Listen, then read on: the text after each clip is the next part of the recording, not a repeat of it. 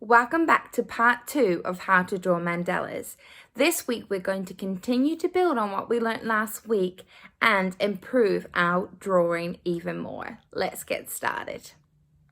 Last week we learned about making a plan so that we had lots of different designs that we could use when we draw a mandala. You can continue to draw with these and look at these. You can make a new one to help yourself get started, or you can just go and use what you already know and make it up on the spot. Today I'm going to do it a little bit different. I'm going to choose a couple of designs and I'm going to repeat them, and I'm going to fill up a whole space doing that. So what I like to do is choose a couple of different patterns. This is the area I'm going to fill, and then what I can do is, if I've got a couple of different ones, I spread them out and I overlap them until it's covered. So let's get started. My first design, I'm going to start in this corner here. I'm going to start with a circle. Sometimes what I do when I'm starting is I will actually draw out a lot of different circles and then go back and fill them in. That's another way of doing it. So I'm going to make some circles here at the beginning. In the middle, I'm going to make that a spiral. Then I'm going to leave this one blank, and here is going to be where I do these lines, which, like I said last week, is one I use quite often. I am next going to do these ones.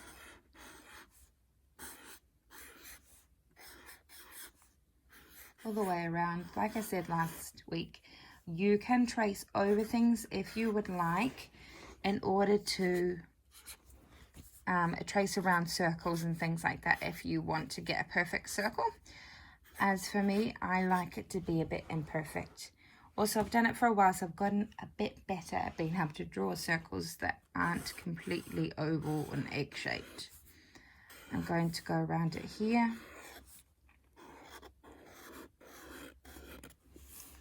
Next is another circle.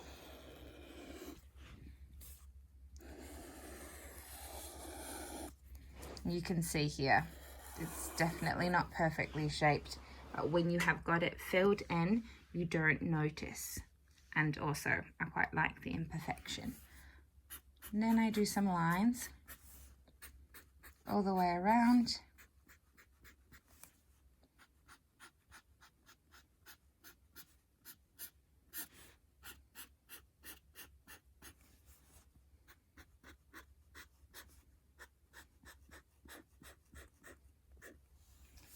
And to finish off this pattern, I am going to do one more, trying to leave just a clean gap around the outside. Once again, definitely not perfect, but that's okay. So this is one of the designs I'm going to use. Here is another one I'm going to use. Inside the circle, it's a bit like a wheel, like the inside of a bike or a car or something like that. Leaving a gap again.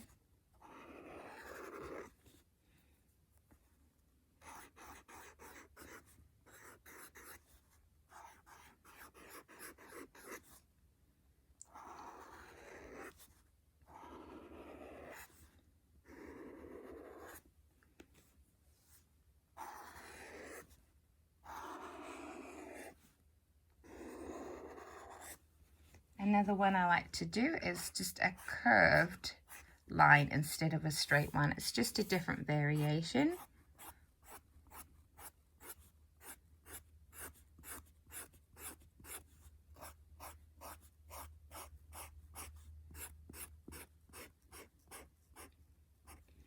After that, I'm going to do what I would call a classic mandala type shape, which is this one here. Goes into the point. Once again, like last week, I said just to be careful when you were doing them so that you leave yourself enough space. So here, when I look like I've got that much space left, I will divide it so that one's not really big and then one's really small, then it looks a little bit odd and it makes your whole, throws your whole picture off. Sometimes if I do it like this and I find I've made one here quite small and other one's quite big, what I can do is I'm often adding these parts around it. I'm often doing 2 lines. So this one I did on the outside, but this one I might do on the inside, and it helps them to even up.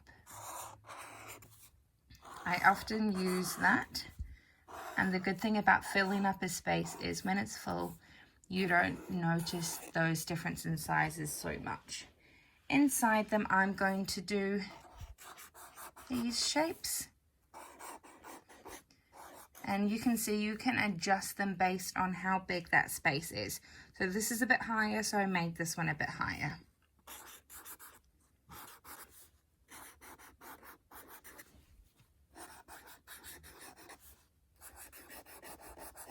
And I'm going to fill it in with a triangle shape.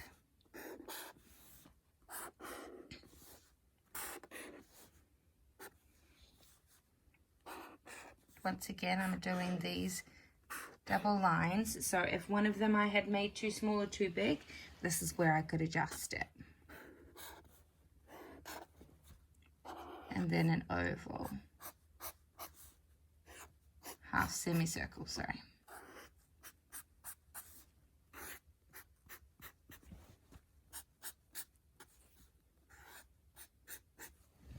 So that's my other one, and I'm going to do one more different type of shape, and then I'm going to show you how I just repeat them.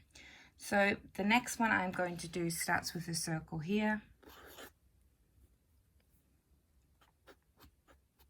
A little bit like the wheel here, but smaller. Then it has these flower type shapes to start. And then I go on top of them. A little like bricks when you layer them in between. And then one more. With lines on these last ones.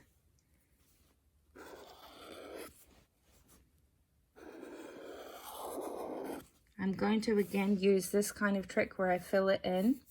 This is a good one when you have got an uneven edge. So when it's not a straight circle, it's nice and easy to do the lines when you are coming from these curved edges.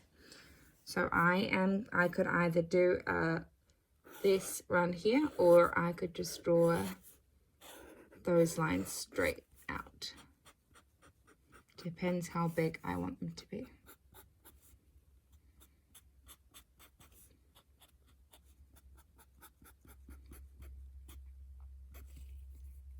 Next, I'm going to leave a gap, trying to do it as evenly as possible. Sometimes if I have done a circle like that and it's been really, really badly done, whether the gap's too big or really too small or just really uneven, instead of leaving it blank as I may have planned originally, I might fill it in with a pattern and then make the next one blank, and then you don't notice and then nobody knows. And everyone thinks it was supposed to be that way. Now I'm going to leave a wider gap, and you can see as I come to different things here, I will just start to go behind it, or I'll stop as I get to the edges. This one here has got these kind of rainbow type shapes. When I get to edges and I don't have enough room, I just do it as if and pretend, so that kind of matches up in the same place that it would have before. Inside these, I'm just doing the shape again smaller.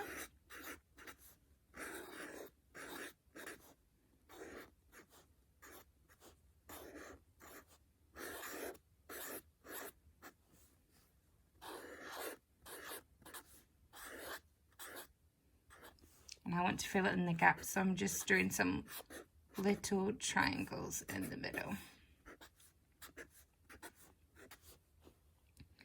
Then I will add my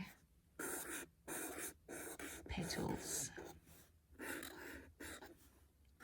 See how I'm going behind.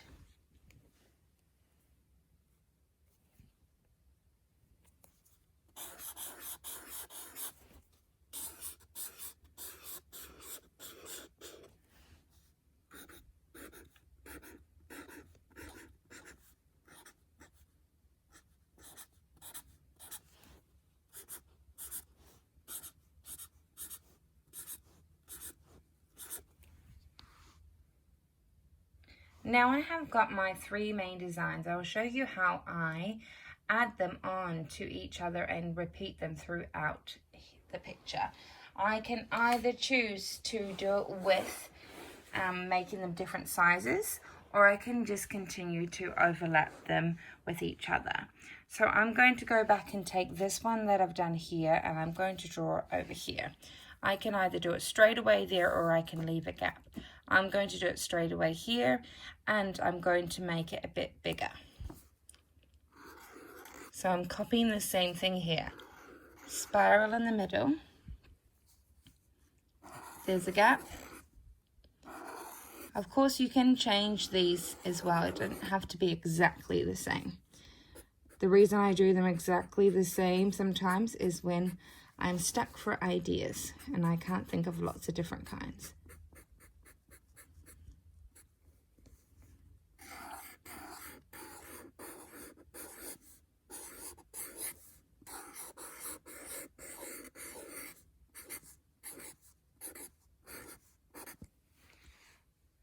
You can see now that I have repeated this one over here and I've repeated this one over here. I'm going to look at putting parts of this one in there. Sometimes I might not take the whole thing. I might just say cut it in half, or like say have it peeking out. For example, I'm going to start my middle like this, as though it's coming out from the side here. So I still do the same thing, copying that pattern.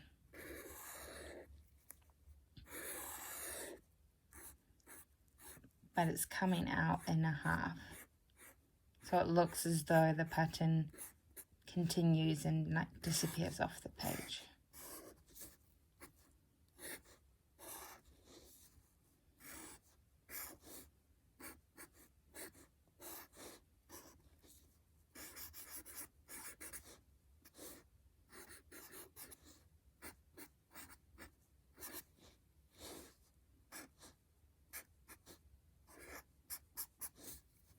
And just fill in what you can as though the pattern continue, but sometimes it can be a bit tricky. Over here, I'm going to have that same pattern kind of come in from the corner. So I'm going to do that same start.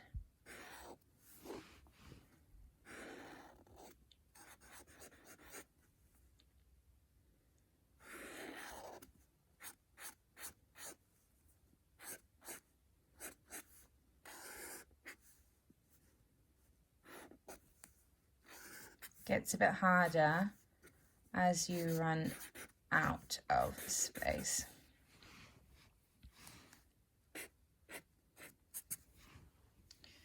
And then I can add this pattern again over here, doing that same kind of thing, having it peeking out a little bit.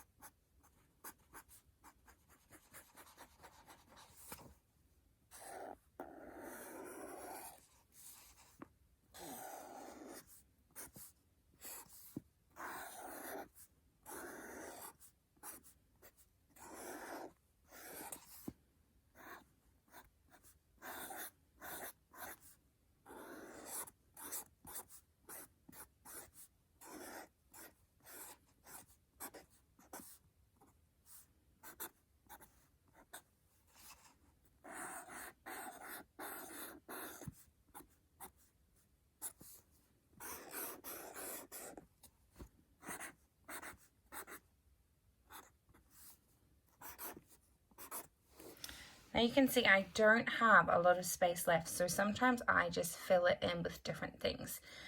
For example, I add some of these. I'm going to add a couple of layers of those. I might also fill in this side too. Sometimes I fill in with spirals.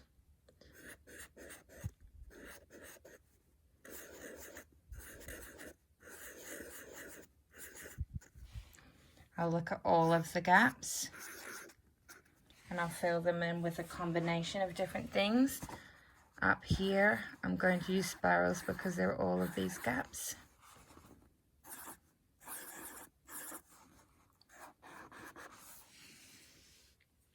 And then along the side.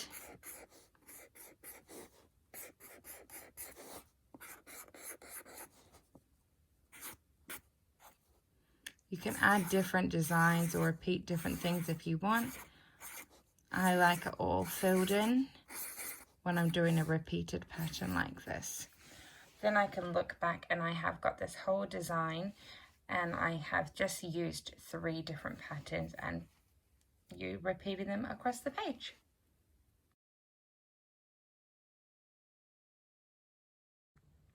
Thanks for joining me again. I'll have another great drawing activity for us to do next week to do with flowers.